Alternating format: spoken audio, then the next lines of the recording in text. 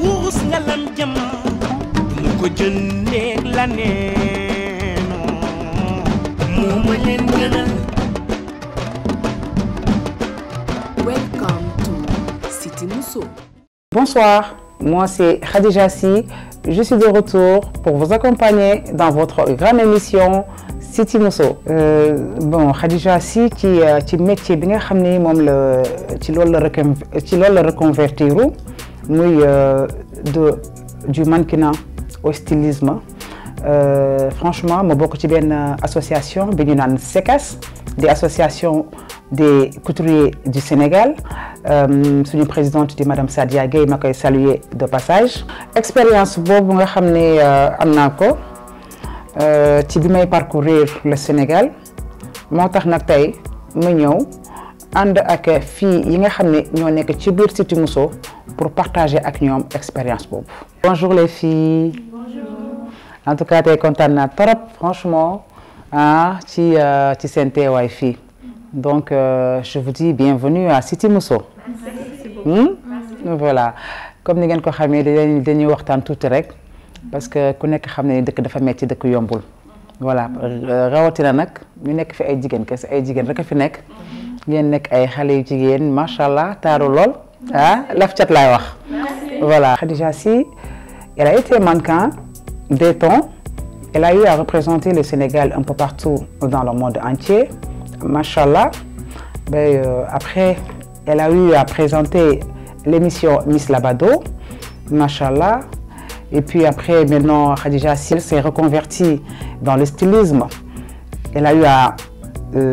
créer des événements dont Bundu, que vous connaissez, Machallah. On est une famille dans Cité Mousso. Nous bolo, nous ñëpp ñu bokk ndey bokk baay. Xam ni c'est l'union qui fait la force. Vous êtes mes sœurs. samay doom ngeen. samay rakk ngeen. Est-ce que doom sax laay wax non duma nekk doom parce que ñii maa ngi ñoom a maase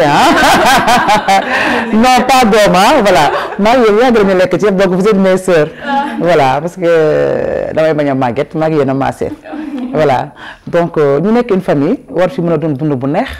franchement mais ci biir dundin boobu nag xam ngeen affaire jigéen des fois du ñàkk ay këral yu ndaw ay bagages yu sew sewaan ma leen di ñaan rek loolu yàlla bu mu fi am te bés bu ñu yàlla natoo yi tamit ba mu am ci rek bu leen régler seen problème seen bopp.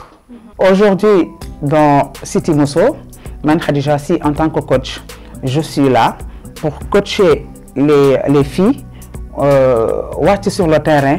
franchement pour jàppale famille yi nga xam ni ñoo nekk en difficulté. De toutes les façons la majeure partie man ak yéen ñooy nekk donc xam naa sama absence ci bari mais rassurez-vous que je serai toujours là avec vous lépp lu si munti xew rek loolu lu ngeen soxla woo leen ma ñëw ma régler ko. D'accord. Aujourd'hui on est dans Cité Mousso. Cité Mousso nag on a 1000 familles yi nga xam ni dañ leen war a jàppale. Donc qui dit solidarité dit partage et qui dit partage aussi dit solidarité. Kon nag man personnellement Khadija Sy tey bi ma demee ba yegg si fi nga xam ne tey foofu laa tolloo c'est parce que dafa am ñu ma jàppale te ku nekk xam na ni ku ñu jàppale nga dem bu ñu la jàppalewul doo dem kon ces 1000 familles yooyu maa ngi leen di lancer un appel les bonnes volontés les mécènes ñi ci kaw nañu wàcc si jàppale ñi ci suuf kon nag maa ngi leen di lancer yéen ñëpp di leen woo yéen ñëpp képp ki nga xam ne rek yàlla barkeel na ko macha allah maa ngi def benn appel franchement di leen wax ni que ngeen ñëw on vous tend la main pour ñu ànd jàppale ces 1000 familles là. Franchement les filles je vous félicite parce que kontaan naa trop ci seen première invité bi nga xam ne moo ñëw fii ci Cité Mousso seet si leen muy Abdou Guité Seck Abdou Guité maa ngi lay nuyu de passage wax dëgg yàlla recevoir ngeen ko bu baax vous l'avez très bien reçu donc noonu la il faut continuer comme ça am yitte am aajo ak surtout le grand mot solidarité. D'accord. Voilà ginnaaw bi ñu jógee ci loolu dinaa beneen mission bi nga xam ne dina leen ko sasali mooy dinaa leen yabal ngeen dem seeti ku ma neex ki nga xam ne dafa ma yàgg jàppale dañuy wax solidarité Ousmane Ndiaye Dago dafa nekk ku ma yàgg jàppale ci sama carrière mannequinat moom mooy njëkk a defal couverture magazine. très grand monsieur bi nga xam ni ci milieu mode bi wax dëgg yàlla ñun ñëpp xam nañ ko ndax moo ñu yar ci kanam la ñu màggee kon foofu moom pour ngeen dem fa daf may neex.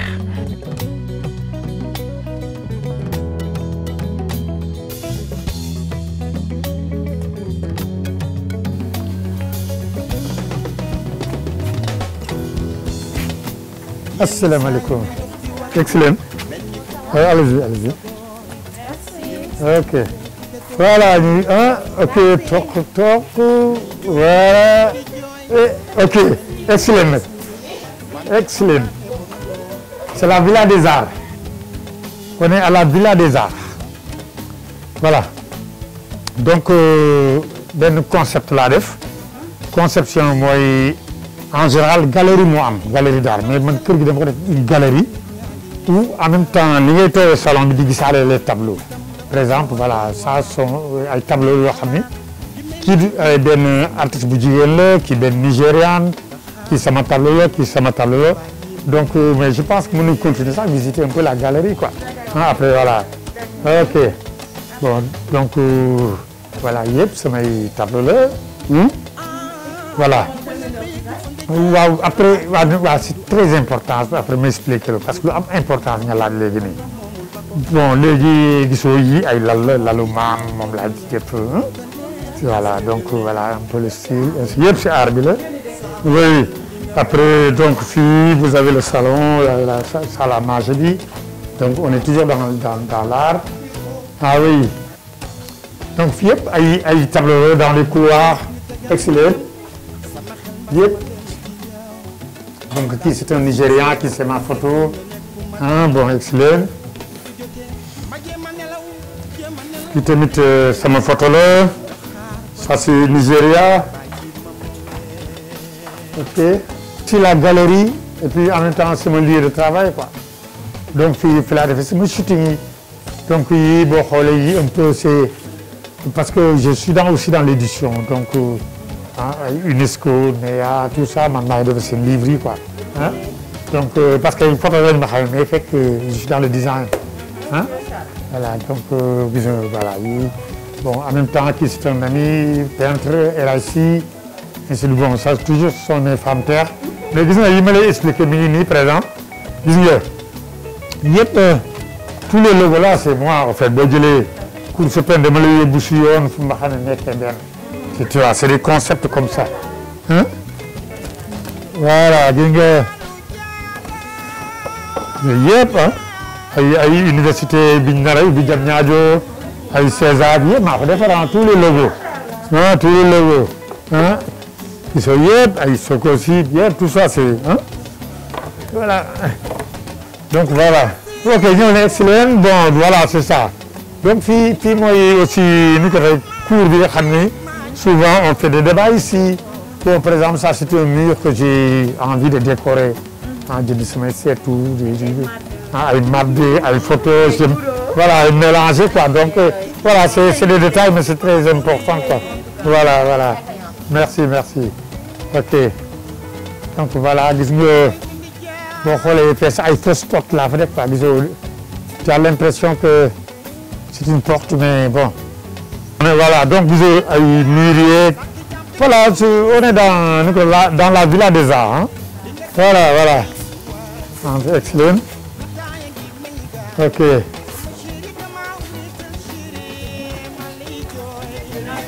il faut génn àddina depuis 2002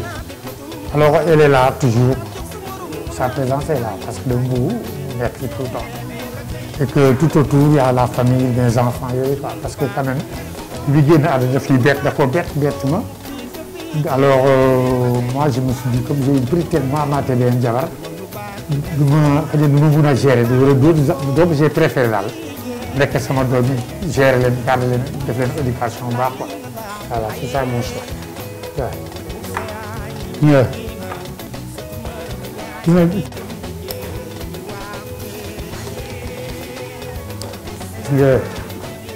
mooy awa moom léegi elle a un mari elle mi ngi Almadies foofu la nekk jëkkëram quoi waaw mais sinon elle vit aussi au Maroc quoi Donc voilà le concept fii tamit je suis dans la léegi fii aussi yenn saa yi on a des cocktails wala ay exposé wala studio photo je peux m'en servir quoi c'est un peu la terrasse quoi à double fonction donc voilà donc là plus simple hein, mais voilà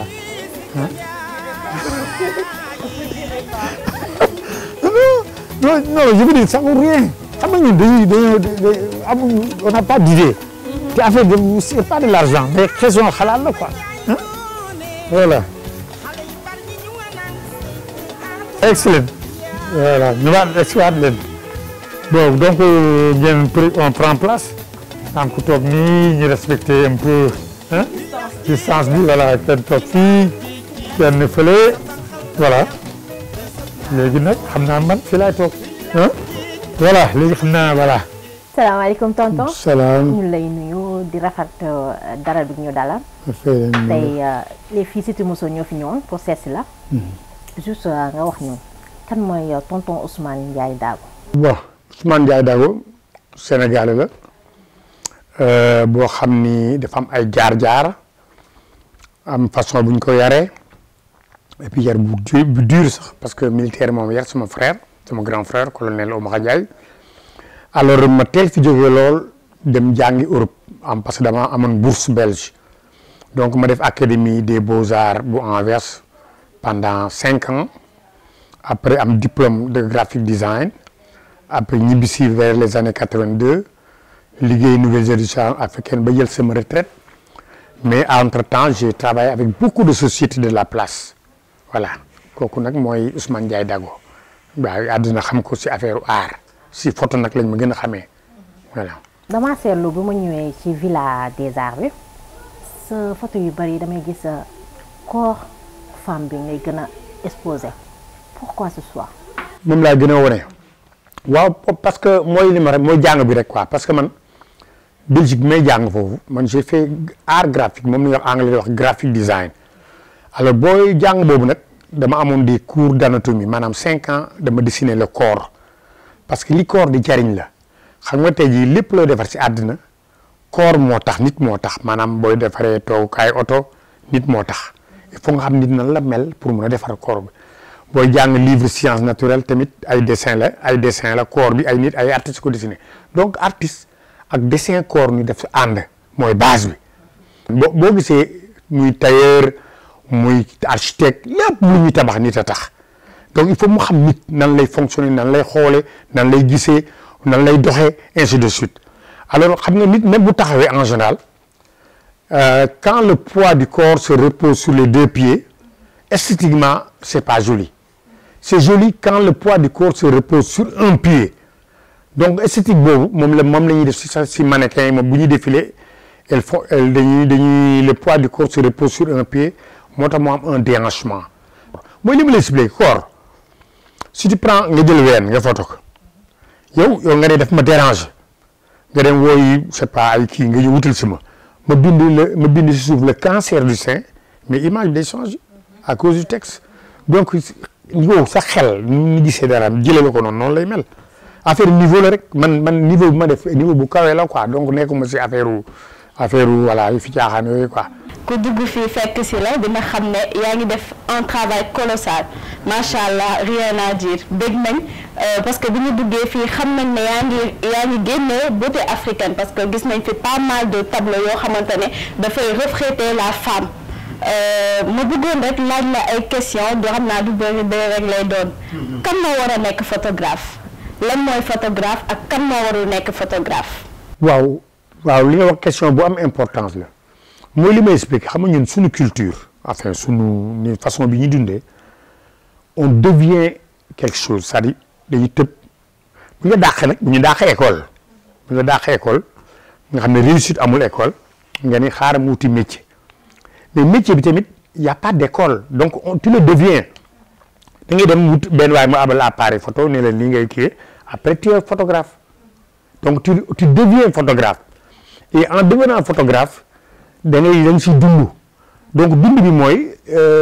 ngénte mariage photo nit loolu ngay dundee pour mun sax sa tabax kër donc loolu mooy suñu culture c'est-à-dire ñun photo pour photo nit la parce que Europe xam nga ñoom dañoo développé lu ñu defar dañ koy photo bu ñu defaree oto photographe day ñëw photo oto bi Porsche après ñu fay ko 100 millions mu dem photo beneen Renault bu bees ñu fay ko 200 millions benn produit génn mu photo ko musique yi donc ay milliardaires lañ photographie foofu et puis matériel photo yi day coûter ay 100 millions 50 millions parce que le marché est là mais nous on est sous-développé. xam nga photographe dafa nekk loo xam ni ñëpp a ko mun nekk parce que il suffit d'avoir un appareil photo même après tu es photographe mais problème nag mooy professionnel être un photographe professionnel nga xam ne ay normes la ay jàng la pour waajale man kat bouteille bi laa bëgg a photo mais bëggu mu am reflet ainsi de suite après foofu jàng am lii may def nii dama bëgg mu nekk qualité nga xam ni tu as un appareil de pixels yi nga xam ne ay 32 millions de pixels qualité ainsi de suite donc foofu la professionnel ñëw mais dafa am amateur loo gis dafa am amateur ak professionnel au Sénégal il y a beaucoup de photographes amateurs am na ñoo xam tam professionnel parce que dañu yàgg nañ si yàggaay boo xam ni yàlla may leen xam-xam ba nga xam ne sax peut-être ñoom xëy na sax soxlawuñu école mais ñi ngi dem mais li ma bëgg expliquer àddina daal il faut école ak ñàkk école il faut les deux mais ñàkk école baaxul. bu ñu duggee ci kër gi tamit gis nañ fi le corps féminin ba pare yaa ngi koy tu montres jamais leur visage ba pare yaa ngi koy peinturer li nga xamante ne mooy sable boue ak terre ñu bëggoon xam loolu pourquoi. comme ni nga ko waxee photo dafa nekk loo xam ni bi ma ñëwee dama seetlu ne nit ñi peinture la ñuy def pour exposer ak sculpture mais photographie musuma gis koy exposer photo parce que sénégalais boo exposer photo du ko jënd photo sénégalais photo am lay jënd wala photo sëriñam moom lay jënd mu dugg si kër gi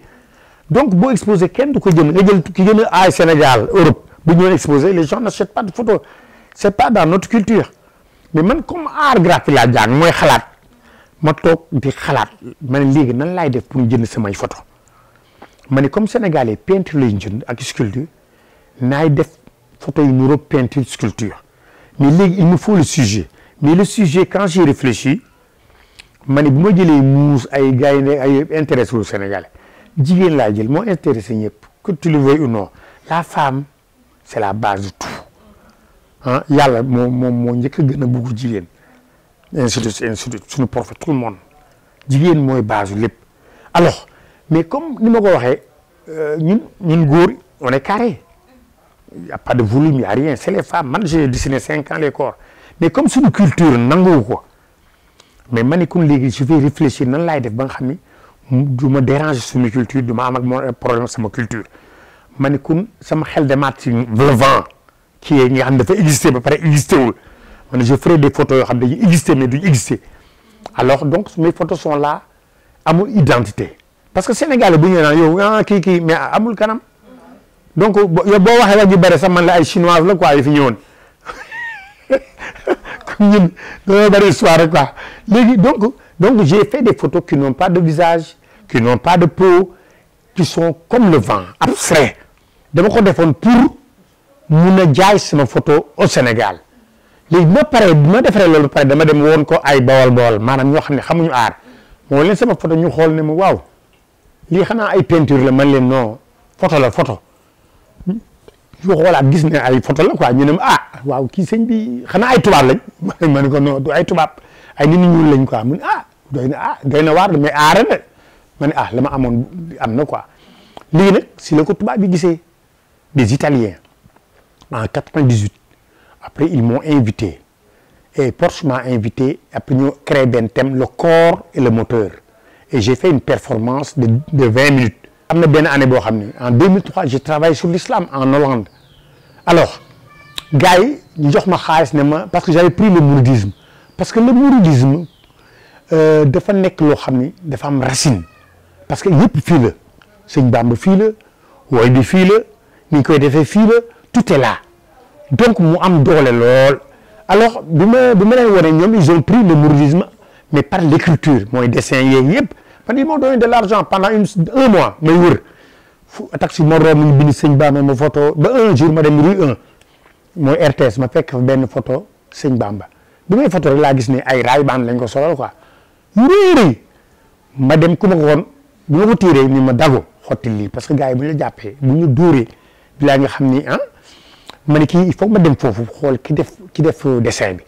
bi ma ñëwee ñu ne benn dof la léegi xaaral kii xaritu waa ji la xaaral léegi mu ñëw ba toog naa fa 1 heure de temps mu ñëw rek ñu ñëw xëcc ko ne ko yow lu tax nga solo ay lunettes mu def nii daal ne miir bi dafa tàng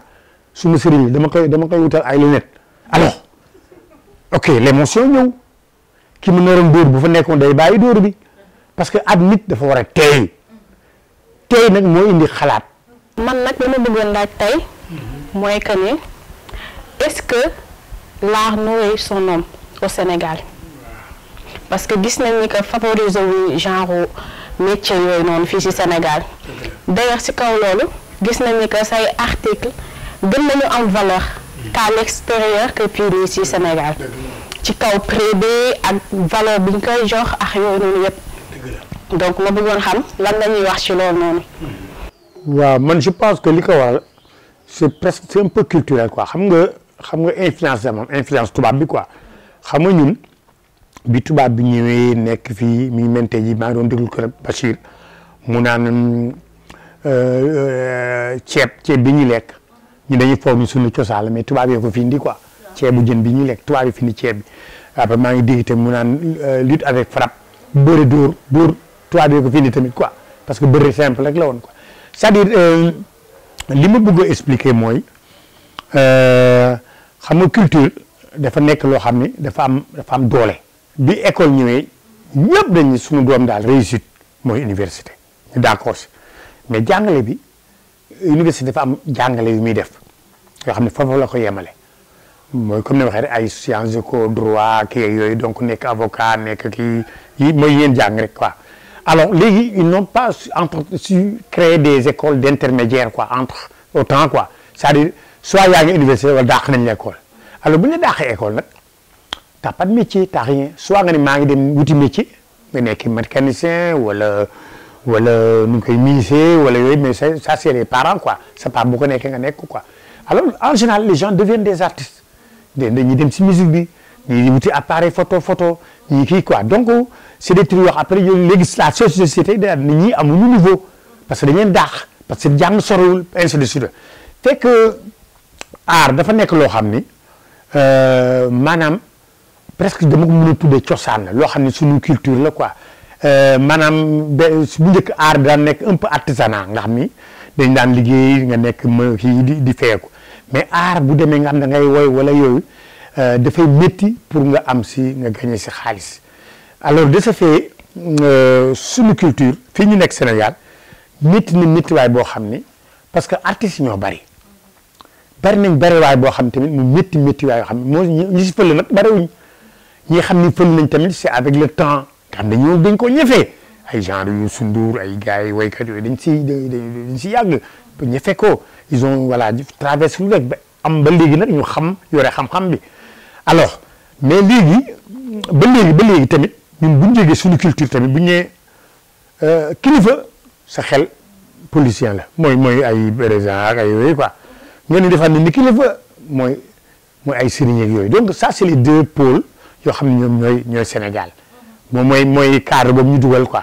kilifa mooy kilifa bu ñëwee da ngay noppi kilifa kii ainsi de suite alors artiste boole ngu si affaire kilifa moo tax affaire artiste dafa métti yéena ñi si pële daal bariwul de waaw par rapport à l'Europe c'est le contraire parce que artiste moo leen gënal seen président Diomaye Ali Gueye moo leen gënal Macron tu vois ça c'est parce que moi je dund naa ko xam naa ne artiste moom dañ ko respecté man il m'est arrivé même de signer ay autographe à l'aéroport juste rek parce que dañoo xam may kan ah oui bon léegi sax yéen moom ngeen def parce que yéen ma jox parole may wax maa ngi kontaan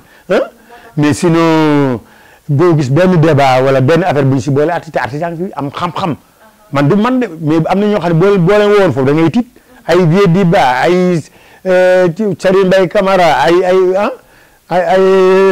Kalidou Kassé bon voilà y en a plein ici mais malheureusement suñu problème toujours mooy politicien sëriñ jëwal ça c'est ñoom ñoo nekk si média bi di wax rek benn année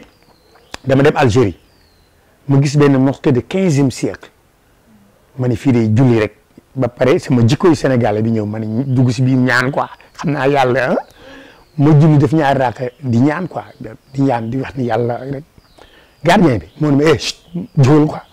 alors moi j'ai pas compris parce que nekk si juma di ñaan ñu lay dàq loolu amul fenn alors le vendredi on est allé à la mosquée bi ñëwee bi ñu asalaamaaleykum gars yi teg seen jóg amul ñaan quoi mais man leen lu tax du ngeen ñaan ñu ma dañuy ñaan mais parce que yàlla moo ko santaan mais mu ni boo demee juma dafa mel ni juma xam nga li mu koy expliqué dafa mel ni nga ñaan 1 milliard moo julli bi mais mënoo ko teg foofu ndax yàlla may ma 20 000 may ma 10 000 quoi parce que ñaan julli bi mooy ñaan bi quoi donc ñoom waa visuel boobu alors si laa toogee réfléchir man tamit ma ne ñun Sénégal dañoo jàngal ñaan dañoo mun a ñaan non dëgg la non dañoo mun ñaan mais léegi man tam ma xool ne mais man daal affaire yàlla daal parce que dama xool ne maye bi ñiy defar téléphone di defar oto di liggéey nga xam ne boo amee pétrole ñoom ñoo ñëw dindi ko man dama gis ne ñooñu la yàlla may ñun on fait partie des pays les plus pauvres du monde donc man moo tax may il faut ñuy ñaan mais nañ liggéey mais parce que liggéey bu ñu ko su boolul duñ dem te liggéey mooy tax dimbalante am. moi j'ai des œuvres dans le métro de Naples métro Naples nga xam ne métro bi gën a rëy Europe bi gën a rafet man maa nga foofu ci biir Porsche maa nga fa ay Cuba yëpp dem naa fa donc mooy c'est art amul dama ko doonu sama yaay da nga koy jàng man dama ko jàng donc moo tax si biti ma am tur bu baax a baax am CV parce que dama liggéey mais nag fii suñu problème ñun xamuñu art et c'est dommage te man bugg naa nag ñu xam ko parce que art mooy lépp parce que man comme ni waxee xam nga man son problème mooy je suis artiste mais je suis designer donc je suis dans le monde si yéen quoi waaw donc man yooyu laa boole quoi ma xam ne donc comme boo waxee je suis dans la com alors de ce fait bu ma amee envie de faire quelque chose dans le côté artistique laay def quoi mais je ne suis pas dans le milieu car kii quoi donc je suis entre les deux comme maanaam defar li journal Lisa journal Suka magazine ainsi de suite. man fi may jeexalee ak yow mooy que ne yan xalaat nga am pour former ay jeunes ñu mën a jël relais bi parce que métier bi soxla na relais nekk lu ñuy abandonné du lu ñuy bàyyi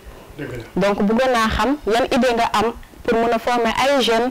ñu mën a def li ngay def parce que li ngay def nice na nit ñi soxla nañ ko te loo xamante ni dafa war a jeex. projet bi am moom laay expliqué parce que yow boo ñëwee aar nit ñi dañ xam dañ koy yemale fecc ci woy quoi fekk yow ni ngay solo aar la donc mooy mode bi te day dem ëllëg ay xaalis bi du jeex la affaire peinture xaalis bi du jeex la architecture man dem naa nu ko doy Barcelone la ville de Barcelone Gaudi benn architecte la boo demee nga dem si net nga xool Gaudi dafa def moom dafa bàyyi empreinte am parce que loolu la loo gis si àdduna artistes ñooy bàyyi seen empreinte moo fi resté moom la ñuy consommer ni ñuy lekkee ni ñuy feccee ni ñuy kii yëpp mooy art donc il faut ñu góorgóorlu si yéegee ko ba mu jëm kaw waaw mooy jàng bi rek moo tax man par exemple j'ai un projet dafa tombe sax man j'ai un projet d'ouvrir une école de photographie et d'art graphique de design parce que c'est un peu lié quoi parce que mooy li may expliquer rek parce que ëllëg on va vers la qualité nag mooy c'est un ensemble liggéey boo gis rek bu ñu paree comme mooy film bu ñu seetaan télé mais bopp mën nga dem dox lu mat ay 30 minutes gis ñuy bind rek ñu si liggéey du benn nit a koy def ay ñaar fukk ñeent fukk donc liggéey c'est un ensemble pour liggéey bu jaar yoon il faut un ensemble waaw ku ne joxe sa xel sa xalaat.